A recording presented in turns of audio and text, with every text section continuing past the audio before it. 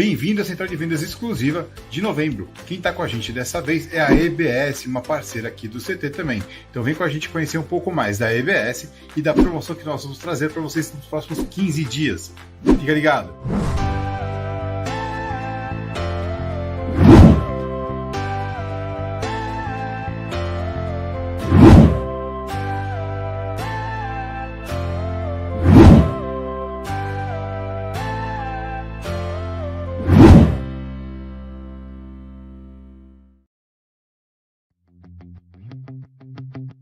Boa noite aos amigos que estão assistindo o programa. Boa noite, Guerreiro Silvano, João, Eitan. Querem saber o que o Condomínio Seguro tem a ver com a indústria 4.0 da segurança? Melhorar a experiência do usuário, melhorar a segurança em si e ainda reduzir custo. Quer saber mais? Vem com a Ganá, que sabemos fazer bem feito. Um abraço e um bom programa a todos.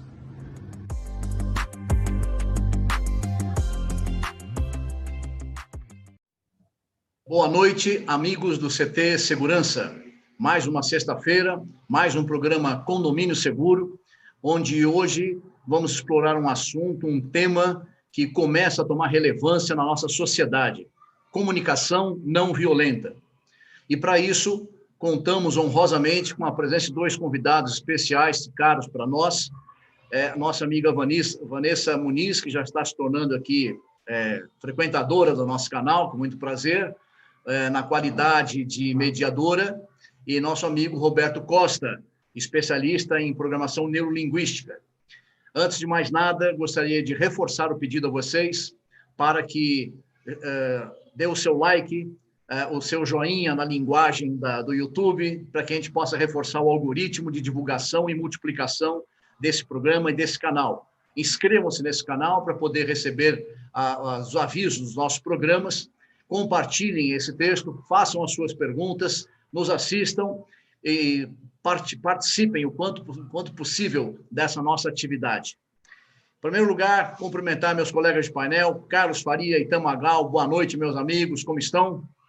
Boa noite, João. Mais uma vez aqui, os nossos convidados, Vanessa de volta, Roberto, grande especialista, grande amigo de longa data, né? Então, uma noite muito prazerosa. Bacana, bacana. Putz, estou com muita expectativa com hoje à noite, entre amigos no painel, nos assistindo. Acho que vai ser uma noite muito agradável, uma aula de dois mestres a respeito de um tema para enfrentar. Eu falo que não estamos na pandemia do Covid, estamos numa pandemia social. E não tem como lidar com a pandemia social se a gente não sabe se comunicar, né? Então, vamos aprender aqui com os mestres como que isso deve ser feito. Muito bem. Vanessa, boa noite. Obrigado pelo convite. Eu que agradeço o convite de vocês. Para mim é sempre uma honra estar dividindo esse painel com vocês, e principalmente com um tema de muita relevância, um tema muito importante para toda a sociedade mundial, porque comunicação tem a ver com mundo. Obrigada, viu, João? Obrigada, Carlos. Obrigada, Eitan, Roberto. Um prazer estar aqui com vocês. Só me permita uma correção. Obrigada por ter aceitado o nosso convite. Faltou uma palavra aqui na minha mas olha, a intenção positiva foi aceita e o convite com o maior prazer do mundo, pode ter certeza. Obrigado. Nosso amigo Roberto Costa, boa noite. Muito bem-vindo, Roberto. Boa noite, pessoal. Jauíche, Eitan, Faria, amigos de muito, muito tempo. Vanessa, trabalhei com o pai dela é excepcional, um professor incrível. Olha só que prazer de estar aqui com vocês hoje à noite. Parabéns ao CT Segurança por promover esse canal, por promover esse programa, por tratar temas relevantes para condomínios e outros temas com outros programas excepcionais. Isso aqui é um MBA, a gente a cada episódio a gente evolui em crescimento assim exponencialmente. Então, é um prazer de estar aqui com vocês, a gente discutir um pouquinho essa questão da comunicação, de como que a gente pode utilizar isso no nosso dia a dia. Vai ser um bate-papo bem legal. Roberto, obrigado. Assim esperamos que seja possível. Nós nos esforçamos, reconversamos bastante, buscamos reunir informações e trazer pessoas para poder realmente multiplicar conhecimento para o nosso público em geral. como uma tarefa para contribuir com a sociedade, né? Bom, vamos começar os nossos assuntos. Começar a explorar o tema de comunicação não verbal com a especialização e a característica da Vanessa na área de mediadora e agora do Roberto Costa também como especialista em programação neurolinguística. Por favor, então, meus amigos, Carlos Faria e então Magal, vamos às perguntas. Acho que podemos começar com a pergunta mais básica, né? O que é comunicação não verbal? Desculpa, comunicação não violenta, sempre erro. Olha, eu vou falar uma coisa para vocês. Antes de iniciarmos esse programa, né, essas gravações, muitas pessoas vieram me perguntar: Vanessa, mas vocês vão falar sobre comunicação não violenta? Mas como assim? Um assunto tão fácil. É só você não gritar, é só você não espernear, é você esperar o outro falar. Quando alguém estiver nervoso, você finge que não está acontecendo nada, não dá atenção para aquela pessoa. Isso é se comunicar de forma não violenta, não ter fight, briga, gritaria. Aí eu falei, nossa, então, a bem da verdade, é um pouquinho diferente essa questão da comunicação não violenta, né? A gente fala da comunicação não violenta, a gente utiliza uma sigla, que é a CNV. Ela é uma metodologia, hoje ela é utilizada como uma ferramenta para os profissionais, sejam de qualquer área, não precisa necessariamente ser da área dos condomínios, pode ser também da área empresarial, pode ser levado para as famílias isso, praticado pela sociedade de uma forma geral. Essa é uma metodologia que foi desenvolvida lá em meados de 70 por um psicólogo norte-americano chamado Marshall Rosenberg, e ele tinha duas ideias iniciais para trazer isso para a gente, que era justamente aprimorar as relações interpessoais das pessoas e também diminuir a violência no mundo. Quando a gente fala em diminuir a violência no mundo, hoje existem vários filósofos, sociólogos que falando sobre vamos desenvolver alguma coisa diferente. Gandhi falava, vamos tirar a raiva do coração, vamos trazer amor para as pessoas, não é? Mas a comunicação, ela é tão importante, o ser humano, pela sua própria essência, ele não sabe viver sem efetivamente se comunicar. Só que é tão fácil assim, vou me comunicar de uma forma assim, vou me comunicar de qualquer jeito? Não, existem técnicas, existem meios, existem formas, eu falo muito da palavra forma de como as coisas acontecem. E para comunicação isso também acontece. Qual é a forma que eu estou me comunicando, né?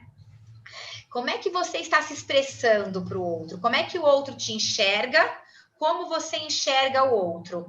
Quando a gente fala na comunicação não violenta, a gente tem que ter em mente que a palavra compaixão, ela deve estar ligada. A palavra empatia, que é o ato de se colocar no lugar do outro, ela também deve estar em evidência. E tem uma outra coisa que eu falo, e eu repito isso sempre, que é o não julgamento.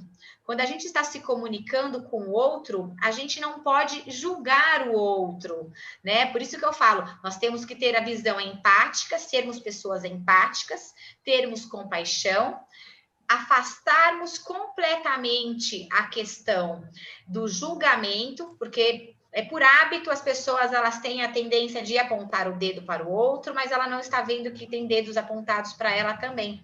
E aí a comunicação ela se torna violenta justamente quando o julgamento faz parte dessa interação interpessoal, que é o que a gente deve efetivamente afastar. O Roberto, ele pode falar isso com bastante propriedade, porque quando a gente fala nessa questão da forma de se comunicar, existe solução para aqueles que não sabem de como fazer.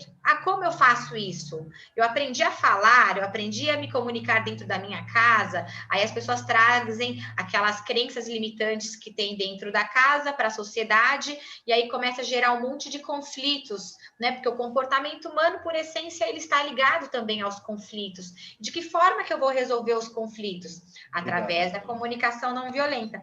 O Roberto, fala pra gente um pouco, como é que você traz essas formas para as pessoas se adequarem, se reeducarem para poder transitar nesse mundo maluco que a gente vive. Olha só, a programação neurolinguística, ela tem essa preocupação. Aliás, ela surgiu também lá nos idos de 1970, Richard Bandler que era um cara que estava estudando matemática, computação na Universidade da Califórnia. Aí ele resolveu estudar psicologia. E aí ele pegou todos os padrões matemáticos, né, e ele começou a trazer para a psicologia. E ele conheceu um cara chamado John Grinder. Esse cara foi das Forças Especiais dos Estados Unidos, ele trabalhou lá na Europa, lá pelo Exército Americano, e ele era professor de linguística, tinha uma capacidade monumental de falar diversos idiomas com sotaques. Então, aí eles se juntaram e começaram a estudar como que esses padrões, como é que ele consegue ter essa habilidade e o outro não. Espera aí, né? Como é que você se programa? Como é que você levanta? Como é que você acorda? O que você come? Como é que você pensa? Então, eles começaram a estudar em terapias esses padrões de comportamentos das pessoas. E eles chegaram a algumas conclusões muito interessantes. Quando a gente está conversando com alguém, tem um pressuposto básico chamado lá que mapa não é território. Mapa é uma maneira como a gente enxerga o mundo, né? Então, cada um de nós aqui, nós temos uma idade, cada um de nós nasceu em determinado lugar, cada um de nós aí teve uma religião ou não, né? Uma família de uma maneira ou outra, ou seja, nós temos uma unicidade, cada um de nós é único, no sentido de que nós vivemos uma vida diferente um dos outros. E nós enxergamos o mundo com essa lente, né? Com esses óculos. Isso é mapa, então é a maneira como eu enxergo isso. E à medida que eu vou crescendo, eu vou me relacionando com as pessoas, eu vou me moldando, me programando e me relacionando com a sociedade. E aí, quando vem algum fato externo, algum estímulo externo, eu reajo de determinada maneira. Por exemplo, se nós conversarmos agora sobre cachorro bravo, cada um vai ter uma raça na sua cabeça, porque é de acordo com a história que a gente foi construindo. Se eu falar uma casa de campo, alguns vai ter um pomar, alguns vai ter lá uma piscina, outros não, porque nós temos referências a respeito desses termos. E aí o que acontece? Nós vamos acumulando isso ao longo do tempo e nós vamos interpretando as coisas à nossa maneira. E vem justamente nisso que você está falando, Vanessa, que é o julgamento. Então, se eu coloco a minha lente para olhar um fato, então esse julgamento ele vai me atrapalhar, ele pode gerar um conflito, a maneira como eu vejo isso. Esse fato que aconteceu hoje, por exemplo, do policial agredindo o outro, tem tantas coisas, tantas variáveis por trás disso, que é difícil de você, de pronto, falar, puxa, ele está totalmente errado, está totalmente certo. Tem muitas variáveis. Aquele comportamento é inaceitável, está preso. Foi lá para o Roman Gomes, né, por conta disso, de apontar arma para não sei se vocês viram esse episódio hoje, né, 2 policiais ali num conflito, né, na região central. Então, mapa não é território, território é realidade. Então, se eu estou falando para a Avenida Paulista, uma coisa é eu olhar no Waze o que é a Avenida Paulista, a outra é eu colocar os pés na Avenida Paulista. Uma coisa é eu pensar, poxa, eu sou a favor ou sou contra a pena de morte. A pena de morte é a realidade, a maneira como eu penso, como eu processo a respeito da pena de morte é única, ela é minha, é diferente da sua, de outro. Vamos falar de manifestações na Avenida Paulista. Eu sou contra, a favor, acho isso bom ou não. Isso é uma questão de cada um. A realidade é o território, é o que está acontecendo. Um monte de gente ali lutando por um objetivo. O mapa é a maneira como eu me relaciono com isso.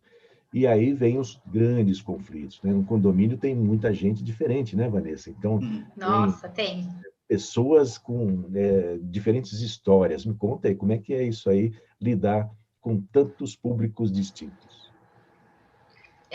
Olha, eu falo sempre o seguinte, que cada condomínio tem o seu DNA, não é? Cada pessoa também tem o seu DNA. Imagine, então, você ser gestora de um condomínio com pessoas de diversas culturas, diversas classes econômicas, políticas, com diversos egos e interesses pessoais, e todos eles, né, e cada um com seu passado, com a sua mochilinha, cada um, inclusive, com o seu próprio mapa, vivendo num ambiente coletivo. Primeiro, tem que ter muita inteligência emocional. E eu admiro muito os síndicos, porque são grandes guerreiros nessa visão sistêmica de morar e gerir condomínios, justamente por isso. Porque sem inteligência emocional, efetivamente, nós não teremos bons gestores. Por quê? Porque a gestão está ligada diretamente com o comportamento humano. Cada pessoa vai agir de determinada forma para determinado assunto. Os meninos outro dia falaram assim, a Vanessa fala sobre os cases, né? Imaginem só, 2 unidades privativas, e esse para mim, é o número 1 de conflitos dentro dos condomínios, que é a questão de barulho interunidades. É um barulho que acontece na unidade de cima e a unidade de baixo, ela reclama. Qual é a primeira pessoa, à noite, quem é a primeira pessoa que essa unidade de baixo vai reclamar?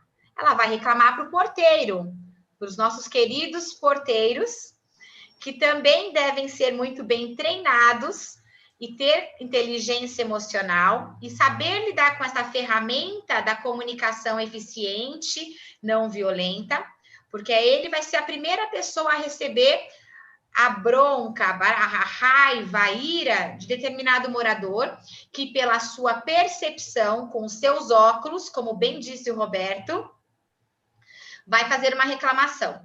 Olha, eu tenho casos de pessoas que reclamam de crianças que estão engatinhando, aprendendo a andar dentro da unidade privativa.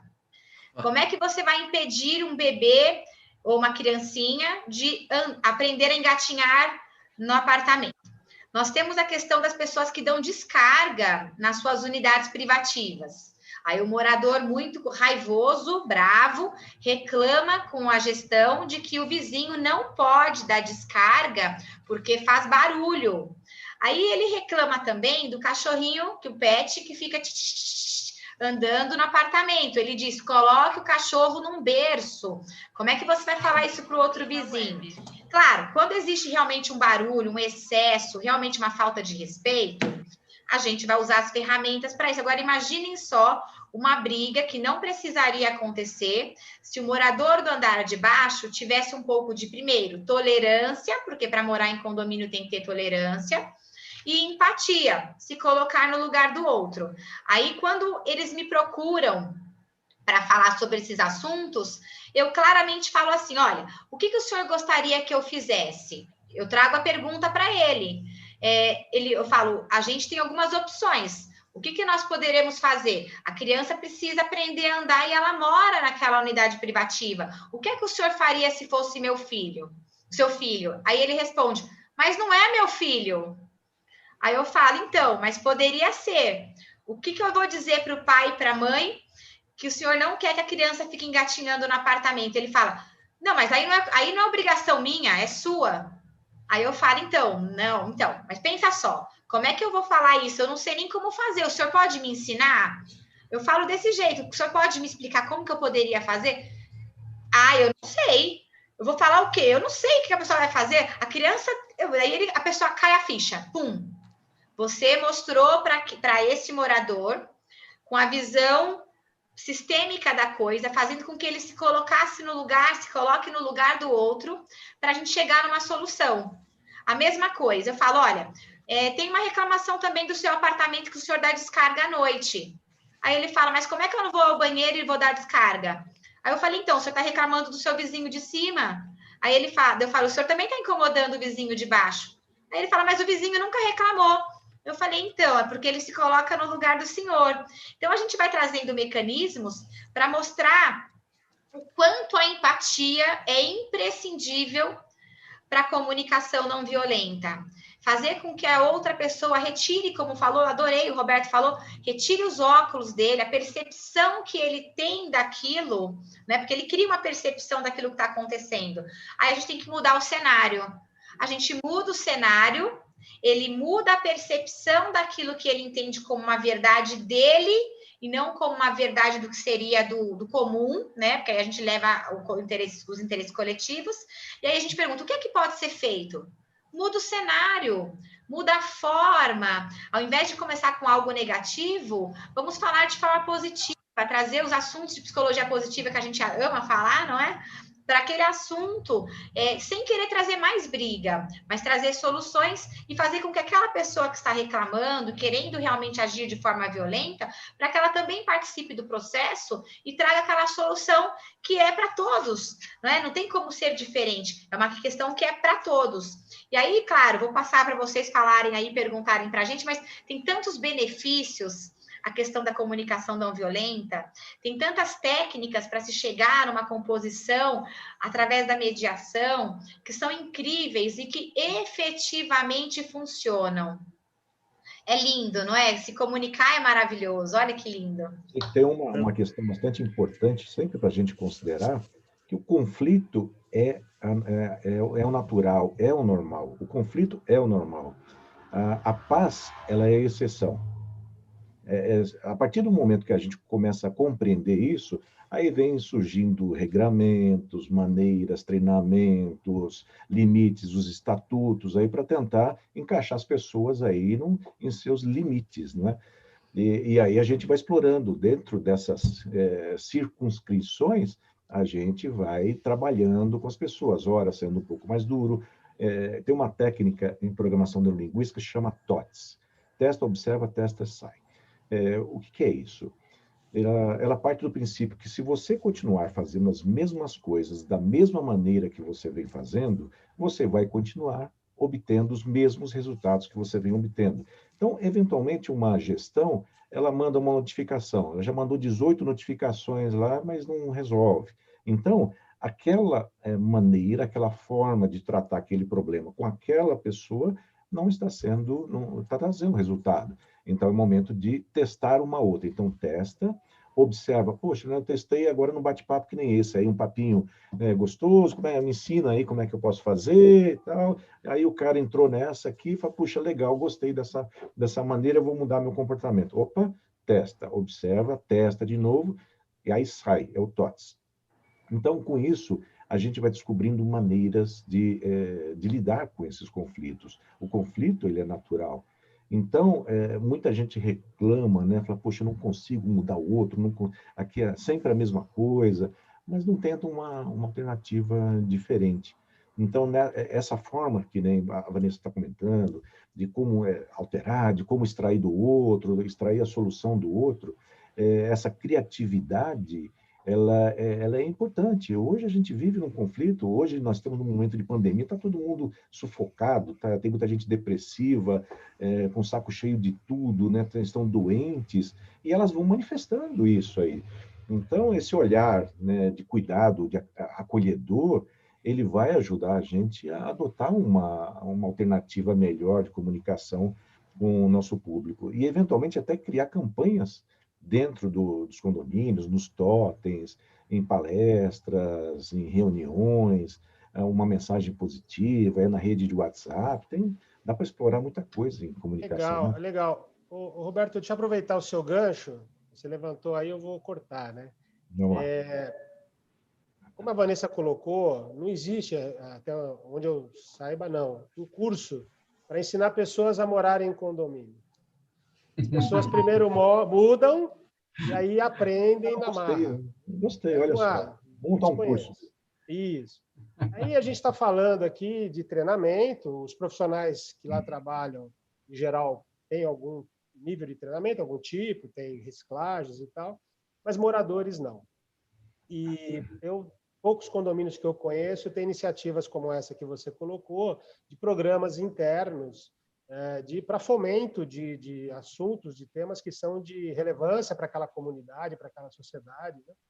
E a minha pergunta, sendo mais direta, é o seguinte: vocês dois, que são especialistas, entendem que é viável desenvolver um programa de treinamento ou de orientação, de sensibilização, a gente pode dar vários nomes, tanto para os colaboradores, os funcionários, né, como a Vanessa disse, que é o primeiro a ser acionado, né? Não é chama o síndico, é chama o porteiro primeiro. E também o programa para moradores, né, para que eles possam ter um melhor convívio, né, naquele local que eles escolheram para viver e talvez vivam ali até o final da vida. Né? Vocês acham viável isso? E se for viável, de que forma poderia ser feito?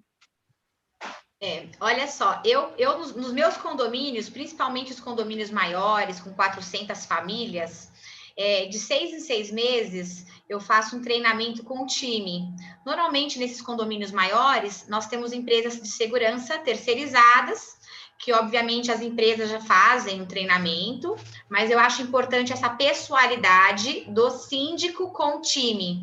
Então, eu normalmente faço treinamento para o meu time, a gente divide as equipes, divide os turnos, e eu faço um treinamento motivacional para justamente trazer essa ideia de como eles devem resolver os conflitos para evitar maiores transtornos deles com os moradores. Então, o que normalmente eu faço? Cartilhas de procedimentos de portaria, cartilha de procedimentos dos funcionários, deles e dos moradores. Então, essa cartilha ela vai servir tanto para os moradores, para tentar, de forma pedagógica, disciplinar, aí é aquela comunicação não verbal, a comunicação escrita, né? E aí a gente faz ela de forma de cartilha, de gibi, para pegar tanto aquelas pessoas que precisam ler as coisas, aqueles que são sinestésicos, que precisam sentir, aqueles que gostam de imagens. Então, eu uso todos os meus recursos de neurolinguística, de comunicação, para trazer essa informação para os moradores e para os funcionários.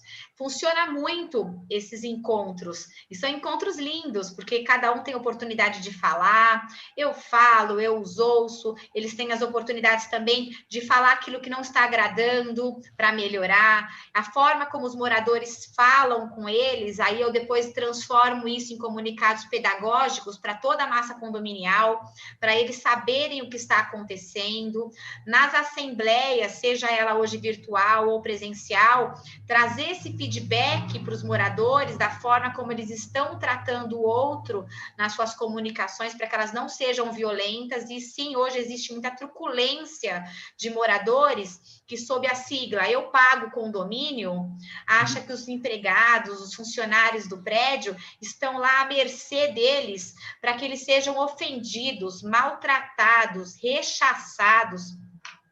Recentemente, eu renunciei em um condomínio que tinha um problema muito sério de comportamento dos moradores, muito sério. Na minha carta de renúncia, eu fiz uma carta tão linda, mas tão linda que eu me orgulho dela. Eu faço um agradecimento a todos claro, os moradores positivos e aos funcionários, desde aqueles que limpam o chão, que os moradores às vezes nem falam obrigada. Teve morador que eu peguei com câmeras dos elevadores que cuspiu no chão, na sequência ele interfonou dizendo que o elevador não estava limpo. Eu já vi pelas imagens moradores derrubando café de propósito, tá? E aí fala, olha, a limpeza desse prédio é péssima. Então, são atitudes que a gente percebe que é da dor do morador. Quando o morador também ele age de forma violenta e agressiva, ele tem uma dor. Aí, imagine só um gestor ter que pensar na dor de 400 famílias.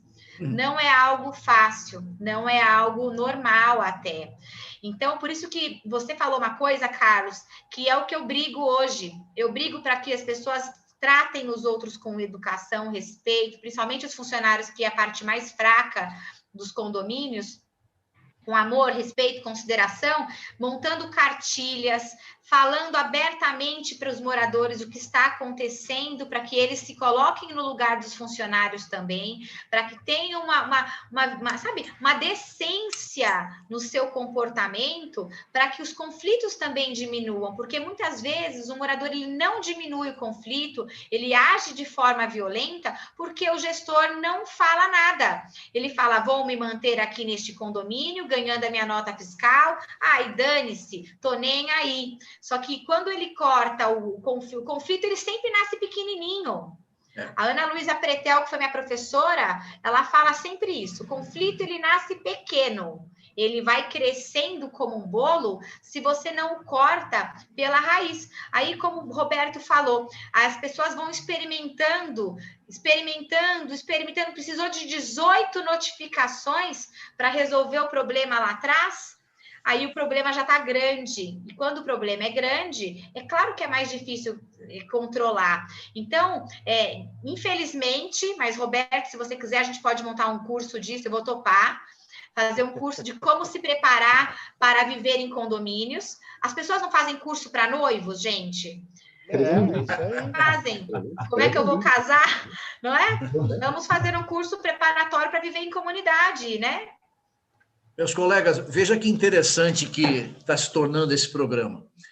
No exemplo que a Vanessa citou, complementado pelo Roberto, nós podemos observar as 4 características da comunicação não verbal, que eu fui estudar esse assunto aqui, né? Fui fazer a lição de casa, que são observação, sentimento, necessidades e pedido.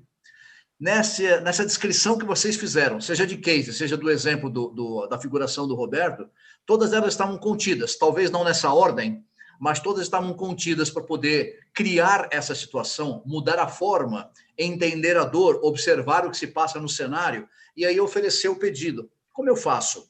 Podíamos fazer dessa maneira? E eu queria engatar numa aula que eu recebi uma vez do Roberto, estávamos todos os colegas aí da turma lá da Fiesp, e eu me lembro de algumas coisas que você falou, Roberto, que me marcou, que é a utilização numa frase do mas ou iniciar com o não, que altera a forma do que nós falamos. Eu pediria que você nos falasse um pouquinho a respeito dessas 2 características.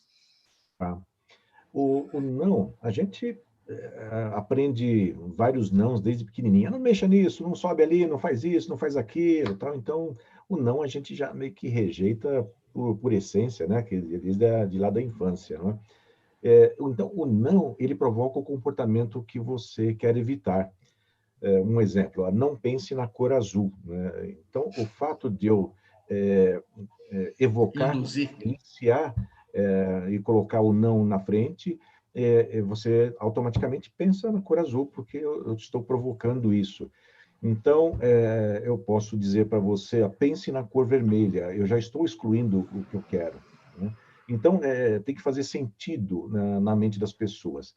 E uma das estratégias de comunicação, em gestão de pessoas, em gestão de conflitos, gestão de crise, nós temos um emissor e temos um receptor, clássicos de qualquer curso que a gente faça superior, a gente vai aprender emissor e receptor.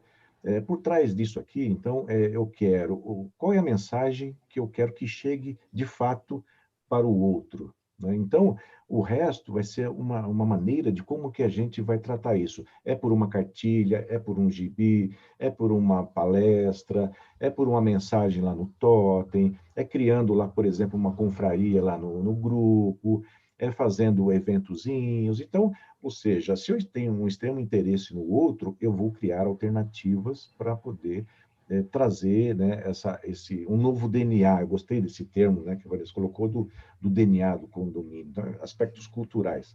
O não, ele sempre vai cavocando comportamentos indesejados. Então, aí a gente vai observando lá nos comunicados, nos elevadores, não faça isso, não jogue bituca de cigarro pela... E aí o que acontece? Ele tem um efeito contrário. Quando nós começamos a pensar na utilização desses termos, nós vamos nos interessando pelo outro. O que você comentou aí, está evocando aí o mas. O mas, ele tem uma capacidade de excluir o que vem antes dele. Eu gosto muito de você, Jauish, mas você pisou na bola. Mais você pisou na bola, ele vai assumir uma importância maior do que eu gosto muito de você. Se eu fizer essa mesma frase, né, um funcionário qualquer, eu estou ali, né, eu gosto muito de você, mas você cometeu um grave erro, o que veio depois, ele anulou o que veio antes. Então, ele diminui o valor do que vem antes. Você errou, tem um comportamento desejado, mas eu gosto muito do seu trabalho. Então, a mesma frase em que você pega o mas e você faz a transposição de um para o outro. Então, qual que é o efeito que eu quero dar? Se eu estou interessado no outro, eu quero um efeito repressivo, eu vou colocar, então, a repressão após o mas. Não, eu quero um efeito que ele reduza aí essa sensação de ser chamada atenção. Então, eu coloco a chamada atenção antes, depois eu coloco, né, eu alivio, né? Então, o mas, ele tem essa capacidade. Não só o mas todas as suas variações. Mas, porém, contudo, entretanto, todavia. Então, ela tem esse poder de diminuir o que vem antes dele. Voltando nessa questão dessa utilização das mensagens, né, como que a gente pode explorar a comunicação, a gente tem esses conhecimentos que já existem, tem uma série de campanhas, de programas. Eu gosto muito do termo programa de desenvolvimento, né? Um programa, ele não tem fim. Como a Vanessa falou, a cada 6 meses, o ser humano ele é tendente à indisciplina. O brasileiro, muito mais, ele é tendente à indisciplina. Então, se você coloca lá um procedimento, coloca no estatuto, coloca lá no manual de procedimentos, mas você não vai educando, né, e mantendo essa retroalimentação nisso, as pessoas vão perdendo.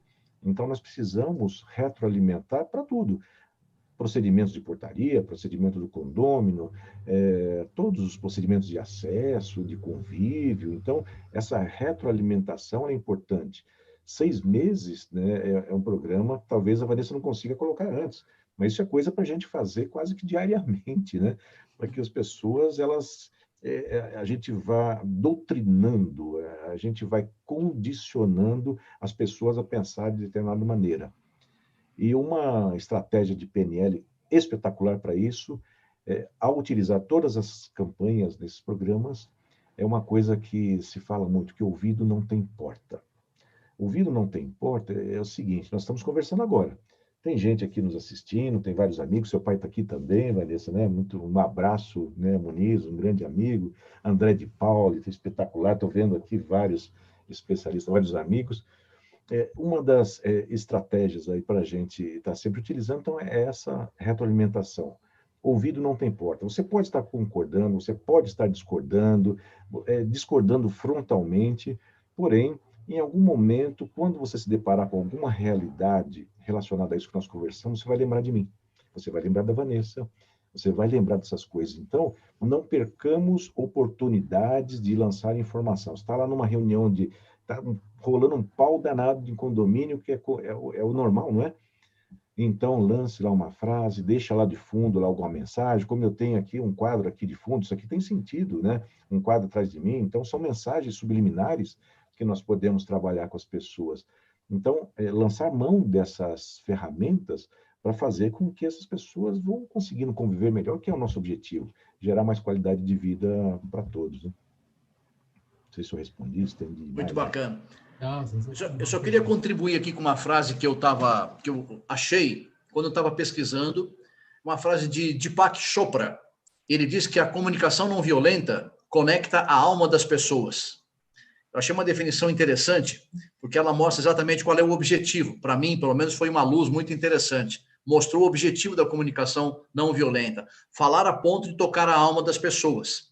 E é um exercício bastante salutar.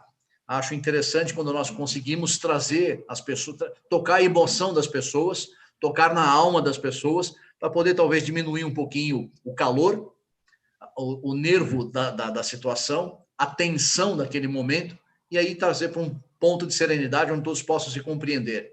Eu queria fazer essa contribuição com essa frase aí desse Deepak Chopra. Maravilhoso, maravilhoso. E olha, quando você fala em escutar o outro, quando a gente fala na escuta ativa, é ativa mesmo, é escutar o outro verdadeiramente.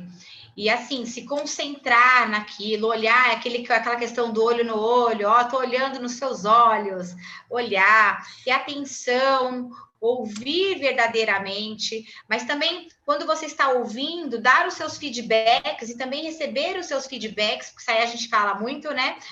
Mas assim, não é só também ouvir o outro, deixar ele chorar, fazer acontecer, mas é perguntar, interagir, mostrar interesse. Hoje as pessoas se interessam muito pouco em estar com as outras. Hoje, por conta do celular, até você vai em mesas de negócios, vai em jantares de família, está de repente, na própria assembleia, você fica conectado com o celular, tá, vai dando atenção para o outro e para o celular ao mesmo tempo. Você está ouvindo? Estou numa reunião com um morador e eu fico com o meu celular o tempo inteiro falando, tá.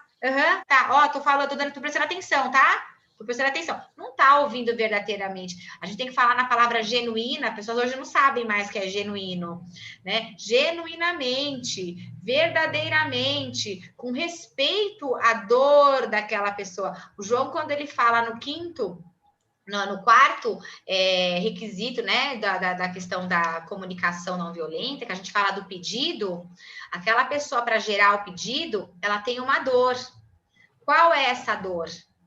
De que forma que você está lidando com aquilo? Porque aquilo pode não ser importante para você, mas é importante para o outro. Então, respeite aquele momento, ouça verdadeiramente. E é uma coisa tão simples, né? A nossa mãe no passado falava assim, quando um burro fala, o outro abaixa a orelha, né? Falava desse jeito, assim. E aí não é que ela fala, que coisa horrível, que coisa grosseira, nossa, que comunicação totalmente violenta. Não, preste atenção, esteja naquele momento. Quando você está num lugar, esteja lá. Se o seu mapa é aqui, esteja aqui. Não esteja em outro lugar. Porque muitas vezes a comunicação ela acaba não surtindo um efeito almejado justamente por falta dessa atenção que as pessoas não dão um para os outros. E hoje está faltando isso. O ser humano está carente. O Roberto ele iniciou falando sobre as pessoas nessa época de pandemia com depressão. Elas sentem falta de serem ouvidas, não tem com quem conversar. Ontem eu recebi a ligação de uma moradora super preocupada com a questão do coronavírus. Ela está dentro do apartamento dela desde março, não sai para nada. E aí ela falou, que bom que você me ligou. Eu falei, claro, eu só não liguei antes que estava em reunião. Nossa, que gostoso ouvir você falar comigo. Aí eu falei, a senhora está bem? Ela falou, eu desenvolvi síndrome do pânico, estou com depressão. Os meus vizinhos em cima fazem muito barulho, mas eu sei que o problema está em mim, porque eu estou doente.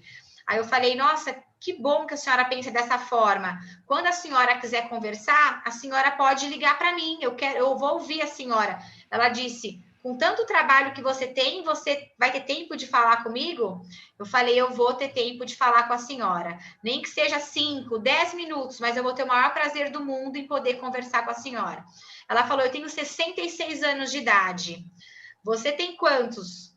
Uns 20? Eu falei, olha, muito obrigada, mas já tenho 40. Aí ela disse, nossa, porque os jovens não têm paciência para falar, para conversar, para nada. Eu nem pude reclamar com você dos vizinhos de cima, porque eu tô com medo de ser contaminada. Mas eu deixei para lá, eu vi que o problema estava comigo. Mas olha que bonitinha. Ela falou, você vai me ouvir mesmo se eu precisar?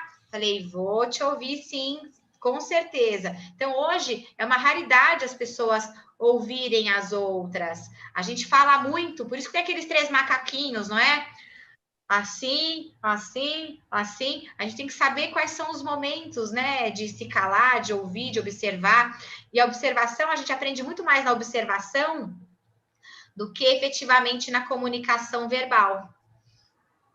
Vanessa, meus colegas, me permitam, desculpa, Faria, só para colocar 2 registros aqui das nossas pessoas, as pessoas que nos acompanham. Uma aqui é do André de Pauli, que ele comentou o que você disse, Roberto Costa, que é muito parecido com aquela técnica lá dos anos 80, a Vanessa nem tinha nascido ainda, do gerente minuto, né? Que eram 3 pilares, o objetivo minuto, a repreensão minuto e o elogio minuto. E o elogio, a repreensão tinha que vir primeiro para depois vir o elogio, para terminar aquela comunicação em positivo, né? O outro foi do Emerson Garcia, que falou um negócio bem interessante, que realmente é uma solução difícil, que a dificuldade que se encontra na comunicação não verbal para os profissionais de segurança é que só tem de uma parte. Eles serão treinados a gerenciar conflitos, administrar conflitos, talvez engolir sapo. Costumo dizer que prestação de serviço, a garganta tem que ser um brejo para engolir muito sapo, né? Mas a outra parte, que são talvez os moradores ou os usuários, são bastante incisivos, às vezes nem os respeitam.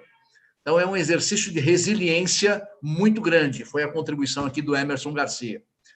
Haja resiliência, porque eu percebo muitas vezes que os síndicos eles dão muita razão para os moradores para se manterem no cargo, principalmente os síndicos profissionais, e não dão a menor atenção para o funcionário, né? Se bobear, manda advertência, não quer ouvir o funcionário, não quer nada, não faz uma defesa para nada, não sabe ser justo. E aí eu fico com pena mesmo, com raiva até. Eu também fico com raiva de perceber que muitas vezes eles são obrigados a engolir sapos Gente, ninguém é obrigado a engolir sapo. A bem da verdade é essa. Ninguém precisaria engolir sapo se as pessoas soubessem se respeitar.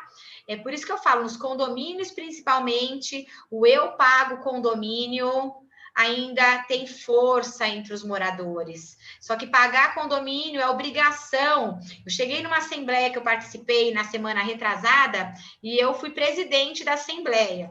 Aí o morador reclamou porque a cota condominial precisou ser reajustada em 15%. Aí ele falou assim, não, mas eu não vou pagar. Eu falei, então, só que os funcionários vão ter que pagar agora 13º e eles precisam receber. Ele disse assim, os funcionários, pelo amor de Deus, nós estamos com Covid, diga que eles não vão receber.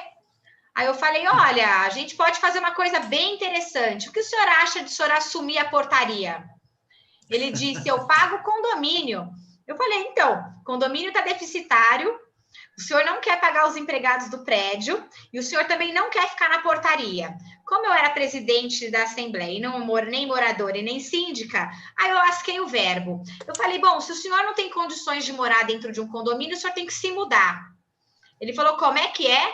Eu falei, até porque outro dia o senhor estava inadimplente e não pagava o condomínio, por isso que gerou esse déficit todo e está tendo que fazer um reajuste. O senhor não quer ficar na portaria, não quer pagar os funcionários, o senhor está no lugar errado, o senhor tem que se mudar. Aí ele disse, o quê? Eu? Eu falei, pois é, o senhor não sabe viver em coletividade? E o senhor ainda acha que o pago condomínio é uma questão de honra para o senhor deveria ter vergonha na sua cara de falar que os funcionários que por conta do Covid não deveriam receber os seus 13º. Nossa, o síndico faltou me beijar no final. Entendeu? Mas, assim, é sacanagem falar uma coisa dessas, entendeu? Estamos no Covid e não vamos pagar os funcionários, sabe? É sacanagem isso. Vanessa, acho que você vai precisar de segurança pessoal para ter escoltado. Depois Vou chamar meu pai. Boa escolha. Vanessa, aproveitar o que você falou, e nós aqui, eu, o João e o Eitan, né, somos bem aplicados. Quando a gente traz convidados como vocês aqui, a gente faz uma pesquisa antes também, né? Eu queria citar aqui um pequeno trecho do que disse o Marshall no desenvolvimento do CNV, e, na sequência, eu vou te fazer uma pergunta para vocês dois. Tá? Ele escreve o seguinte, que a CNV, nas palavras do psicólogo, começa por assumir que somos todos compassivos por natureza, né? E que as estratégias violentas, verbais, físicas, elas são aprendidas, ensinadas, e apoiadas numa cultura dominante. Ou seja, é um ambiente que estimula a competitividade, a dominação, a agressividade. Essa é a sociedade que nós construímos. E aí tendemos a nos comportar violentamente. E que, ao contrário, tendemos a agir com generosidade em ambientes acolhedores e cooperativos. A minha pergunta para vocês é a seguinte. Na opinião de vocês, qual é a origem de tantos conflitos, né? Você está citando alguns, mas são centenas e de toda a ordem. A gente está esquecendo aqui que tem conflito com prestador de serviço, empregada doméstica, visitantes, assim, é uma gama grande. Consultor, né? Esse é um problema, esse é sempre um problema. Então, assim, olhando para os condomínios, né? O que vocês conseguem perceber em termos de causa? Porque já que exige, né, que tenha todas essas habilidades para lidar, mas quais seriam as causas principais que geram tantos conflitos? Você falou, né, tem pessoas que querem ser ouvidas, né? Todo mundo que tem um comportamento agressivo, na verdade, tem uma carência também de algo, né? Como que você vê isso nos condomínios e o Roberto também na aplicação da PNL? Eu vejo o seguinte, que todo conflito ele inicia por conta de um comportamento humano doentio. O ser humano por natureza, eu penso que ele já nasce feliz, porque ele não tem um motivo embasador, até que as consequências da vida dele vão demonstrando as formas e vão gerando os traumas que essa pessoa vai carregando. Quando você vê uma pessoa num condomínio com uma comunicação violenta, essa pessoa ela tem uma dor. E a dor, normalmente, não é uma dor por conta da comunicação violenta que tem a ver com o condomínio em si, mas com um padrão de comportamento que esta pessoa já traz da sua vida pregressa. Então, normalmente, eu vejo problemas de falta de comportamento de um determinado morador. Ele não teve freios dos pais, não foi educado pelos pais, ele acaba sendo um transgressor dentro dos condomínios. Eu percebo mulheres que são totalmente contra crianças numa área comum, e aí quando você vai perceber o pano de fundo, são pessoas que tiveram problema com os pais, tudo problemas familiares, problemas de comportamento que vieram da infância, da melhor idade. Ou da adolescência, porque não soube, ou seja, não foram bem educados, não foram acolhidos em determinado ponto da vida, e aí começam a gerar conflitos dentro dos condomínios. Eu tive um caso de um morador que as crianças brincando na área comum, ele não tem filhos, a mulher também não. Ele pegou um balde de água gelada e jogou nas crianças que estavam na área comum. Aí eu fui descobrir qual que era a causa, qual era a dor dele. Não tinha filhos, não sabia como era, provavelmente, talvez, eu fico até imaginando, até uma percepção minha, de que teve algum trauma de infância, porque não é natural alguém morar num condomínio, e assim, as crianças estão brincando de dia, né, nem à noite, e ele joga um balde de água gelada nas crianças. Esse cara tem um problema, ele tem uma dor, e a dor não são as crianças brincando naquele momento, é uma coisa que é uma dor interior dele. Eu vejo problemas de pessoas com relação... Dentro de um condomínio tem tudo, gente. Desde pessoas muito boas, desde pessoas muito ruins, ladrões, psicopatas, assassinos, Madres Teresas de Calcutá, pessoas que têm muita compaixão, tolerância, tem de tudo, tem de tudo. E o síndico, o zelador, o gerente predial e os empregados, a gente sabe de tudo que acontece. Por uma questão de sigilo profissional e ética, a gente só finge que não está enxergando, mas está enxergando. Essa dor, ela já vem antes. E eu sempre falo o seguinte, que toda pessoa que compara e julga, vive em estado de sofrimento. Julgou e comparou, vive em estado de sofrimento. A gente só tem 2 estados, estado de sofrimento e estado de graça. Pessoas que têm gratidão pelas coisas, pessoas felizes, pessoas que colaboram, compreendem, têm compaixão, têm amor nos condomínios e na sociedade de uma forma geral. E tem as pessoas que comparam e julgam, elas estão sofrendo. Então, os conflitos surgem por conta de uma dor. E, normalmente, esta dor, ela vem já do passado, ela não se transforma ali no condomínio, porque os assuntos do corriqueiro se resolvem facilmente com uma conversa. Resolvi, já daqui a pouco briguei com o meu vizinho porque ele raspou o meu carro no meu, ele foi lá, pagou o conserto, a gente está no mesmo dia na piscina, no churrasco, e são assuntos do cotidiano. Só que tem pessoas que têm uma dor inflamada. Essa inflamação, ela tem uma causa, e essa causa genuína tem a ver com o passado desta pessoa. É que nem eu falo o seguinte, que as pessoas que têm problemas do passado, vivem no passado, têm depressão. Quem vive de futuro, e futuro não existe, são as pessoas ansiosas. Ansiosos, projeção de futuro. Depressivos, projeção do passado. O único momento que a gente conhece é esse agora. Qual o dia mais importante da minha vida? Este agora com vocês? Esse é o mais importante, porque o passado já foi, não volta, eu só vou aprender a ressignificar isso, por isso a dor, as dores podem ser ressignificadas. O ambiente faz as pessoas. Então, se eu tive um ambiente ruim no passado, eu posso ressignificar isso. Se meu presente agora tem algum problema do passado, ressignifiquem. Hoje existem profissionais incríveis no mercado que podem ajudar essas pessoas que sofrem. Por isso que eu tenho compaixão das pessoas com quem eu lido todos os dias nos condomínios. Porque eu sei que elas sofrem. Quando ela xinga, ela grita, ela esperneia, a criança birrenta. Eu quero! Ela teve um problema lá atrás. E o problema está em quem? Em mim ou nela? É nela, né? Por isso que eu falo, não me meçam com a sua régua. Cada um que se meça com a sua própria régua. Por quê? Quando as pessoas comparam, porque no condomínio da minha irmã é assim. No meu eu também quero. Aí eu falo, olha, senhora, cada condomínio tem o seu DNA. Cada condomínio tem uma estrutura, uma característica. Porque do da minha mãe é assim. Aí você vê as crianças birrentas, aquele casal que acabou de casar, entra no condomínio novo, aí ele não sabe que condomínio novo dá problema, a implantação é um problemão, aí ele acha que vai ser maravilhoso, ele não sabe que tem aqueles problemas, por isso que eles devem fazer que nem curso de noivo, fazer um curso antes para poder se adaptar à vida cotidiana. Então, assim, existe dor, Carlos. Existe dor. E essa dor, normalmente, não é uma dor do presente, porque dor do presente, a gente pode falar que é um mero de sabor. Agora, as inflamações, elas vêm de problemas anteriores. Muito bom.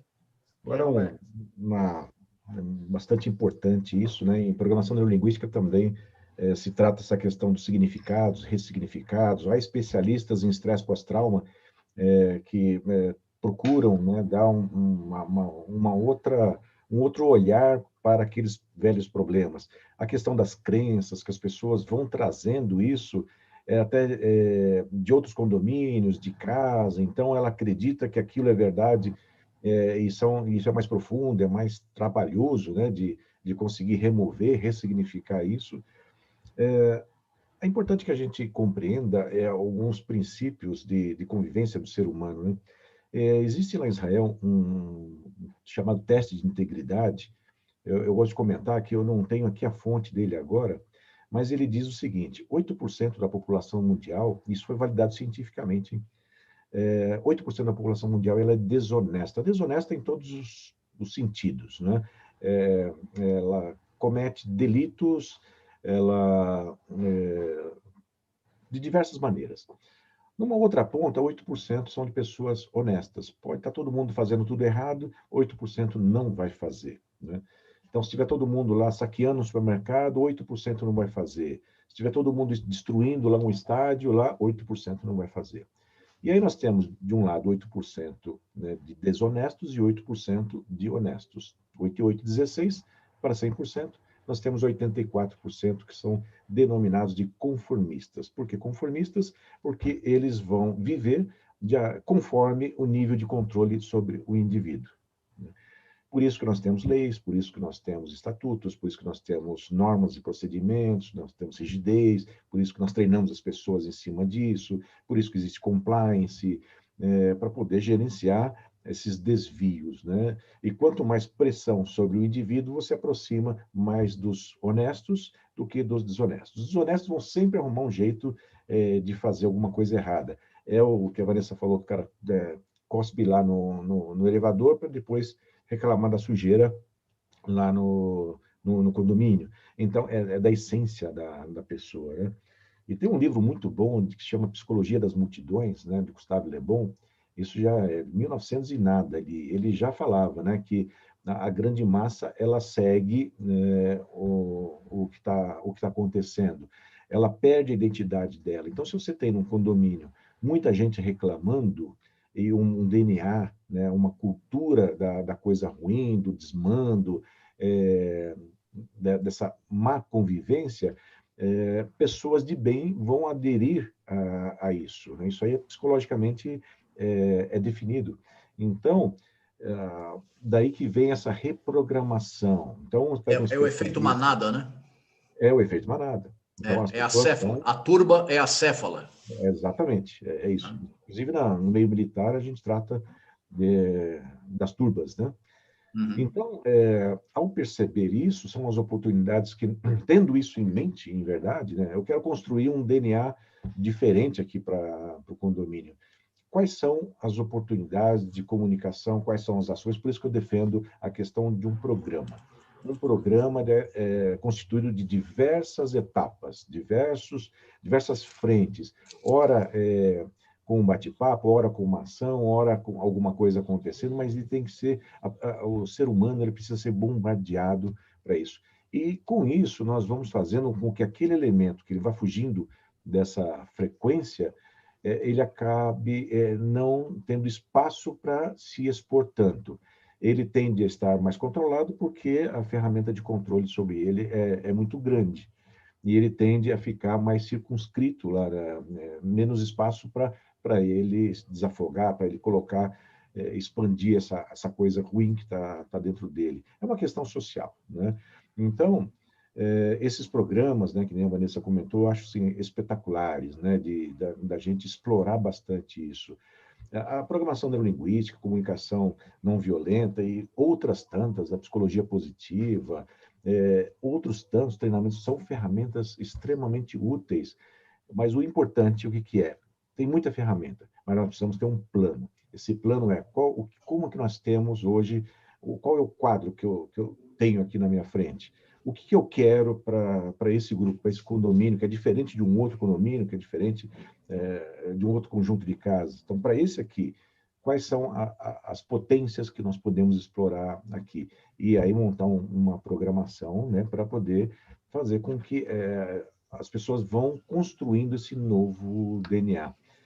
Então, é isso que eu defendo, né, o que eu faço nos meus trabalhos também, então isso é bastante útil, né? Tanto treinamento de executivos, treinamento de equipes de segurança, pessoas que estão vivendo, né, em comunidades, assim, então utilizo bastante dessas ferramentas, como a Vanessa também utiliza, e o efeito é quase que você vai percebendo imediatamente. À medida que você vai aplicando, você vai percebendo o efeito. O que não pode é um mau gestor, ele achar que isso é caro, que é desnecessário, muda a gestão, joga tudo isso fora, e aí você vai mantendo aquele status da coisa anterior. Então, a gente precisa perseguir isso como uma política de Estado, né? Pode trocar governo, mas essas ações, elas são permanentes, né? Meus colegas, utilizando aqui a comunicação não violenta. Antigamente existia a ampulheta, depois o relógio e agora o celular que dá horário. Ele está me avisando que a gente está indo para o final. E agora tem o Vini, né? O Vini também. E o Vini avisa também no ponto. Então, diante disso, apesar de estar extremamente interessante aí o assunto, a gente vai discorrendo aqui, vai imaginando cenas que a gente passou no dia a dia, cenas que nós vivemos no dia a dia, seja no âmbito familiar ou no profissional. Nós vemos como é importante a característica, a criação e a implementação dessa comunicação não violenta. Fundamental, porque conflitos levam a situações, às vezes, incontroláveis, né? Incontroláveis, mesmo no ambiente onde todos moram, condomínio, né? Portanto, eu pediria a gentileza dos nossos convidados, Vanessa e Roberto, para que, por favor, nos deem as suas palavras finais antes de nós nos despedirmos do nosso público. Ladies first.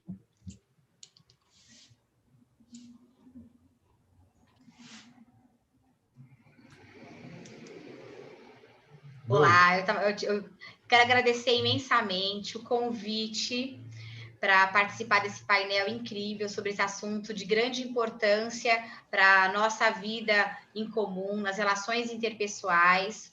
Foi um prazer enorme estar com vocês, Carlos, João, Eitan, Roberto. Agradeço muito. E assim, eu termino a minha fala falando justamente uma coisa que até o Chacrinha falava, né? Quem não se comunica se estrumbica. Mas para tomar cuidado com a forma que essa comunicação ela é feita, né? Não esquecer de se colocar no lugar do outro quando a gente estiver se comunicando, de realmente escutar na essência a pessoa que vai estar do outro lado, querendo falar um pouco dessa sua dor, né? Sem julgamento, sem qualquer tipo de comparação, para que a gente viva realmente num estado de amor, né? Num estado de respeito mútuo uns com os outros. Muito obrigada mais uma vez, e sempre é um prazer estar aqui com vocês. Queridos amigos, né, muito obrigado pelo convite, por compartilhar aqui com a Vanessa esse bate-papo incrível, né, de assunto de comunicação. É apaixonante esse tema. E a todos que estão nos acompanhando, tem várias perguntas aí, caso a gente não tenha conseguido aí responder uma pergunta ou outra, posso até falar pela Vanessa, que eu sei que ela também o fará. A gente se coloca à disposição para responder posteriormente, bater um papo sobre esse assunto. E não percam nunca a oportunidade de expressar, aproveite todas as oportunidades que você tiver. É uma reunião de qualquer, é uma conversa com alguém, aproveite, explore a oportunidade para levar a sua mensagem de segurança, a sua mensagem de paz, de qualidade de vida, de amor. Então, leve sempre essa mensagem para as pessoas. O ouvido não tem porta. Portanto, é muito bom a gente explorar esse canal e fazer com que as pessoas se sintam melhor, organizações se sintam melhor, as pessoas vivam melhor. Foi uma noite extremamente agradável, minha gratidão por participar aqui com vocês, espero revê-los muito em breve. É nossa, é nossa. Meus colegas, amigos de painel, Carlos Faria e Eitan Magal, por favor, suas palavras. Bom, eu só posso agradecer, né, a aula que foi dada aqui hoje para os nossos convidados. Como o Roberto disse, né, é um MBA a cada encontro, a cada programa, essa iniciativa do CT, fantástico. Então, o meu agradecimento também a nossa audiência, os colegas que estão nos assistindo, estão participando. Acho que o conjunto de forças, né, que se reúne aqui no CT através dessas iniciativas é que está realmente alavancando o nosso mercado. Então, é isso que eu desejo a todos nós. Legal, sensacional. Acho que, para mim, até então, o CNV era a Carteira Nacional do Vigilante, viu? É verdade. É também. Então, quando você fala, porque alguém na área de segurança tem que cuidar do que você vai entender do outro lado. Boa. Pessoal, sensacional. É um grande desafio, gente. Condomínios são comunidades, né? O nome já disse, né? Isso traz um desafio tão enorme, de relacionamento, né? E nós, como estamos inseridos dentro desse processo, tem este dever, esta obrigação de alertar os gestores, síndicos, como lidar com certas situações. A gente tem mais passagem que o futuro, então a gente tem cabelo branco. Às vezes não se escuta um pouco, é super, super importante. Não tem como a gente criar uma comunidade se a gente não sabe se comunicar, ponto. Super obrigado, Roberto, Vanessa. Espero ter mais oportunidades de a gente estar junto com vocês em outros programas aqui, que esse assunto é muito rico, é muito importante. Obrigado, pessoal que está nos acompanhando. Boa noite e bom final de semana a todos. Tá bom, gente. Ok, muito obrigado a todos que nos assistiram, a equipe técnica do CT Segurança que sustentou a nossa imagem e som aí no ar, aos meus colegas Eitan Magal, Carlos Faria, nossos convidados Vanessa Muniz, Roberto Costa e a valiosa participação de quem nos assiste, quem nos contempla. Lembramos que esse programa fica gravado, pode ser então depois visto novamente para poder tirar algum tipo de dúvida e até para poder passar para aqueles que não tiveram a oportunidade de assistir nesse horário ao vivo. Dessa forma, nós agradecemos e reforçamos que temos um profundo desejo e sentimento, tentativa de levar informação para todos vocês. Assim como gostamos de consumir informação, procuramos produzir e passar para vocês também. Essa é a nossa meta, a meta do CT Segurança como um todo. Muito obrigado pela atenção de todos, obrigado a quem pôde nos acompanhar, obrigado a todos que estiveram aqui participando. Mais uma vez, Vanessa, Roberto, muito obrigado pela aceitação do convite. Faria e Eitan, sempre um prazer estar na companhia de vocês, produzindo esse tipo de programa. Uma boa noite para todos, tenham todos um bom final de semana. Boa noite, gente. Boa noite, tchau, tchau. Desejo aos amigos uma boa noite, um bom final de semana. Tenho certeza que curtiram o programa. E convido a todos a entrar no site da Hana para ver o vídeo do Touchless Experience by Hana, a experiência sem contato da Hana. Um monte de novidades, não só para esse momento, mas para tudo, para deixar seu condomínio mais tecnológico e mais seguro. Uma boa noite, pessoal. Um abraço.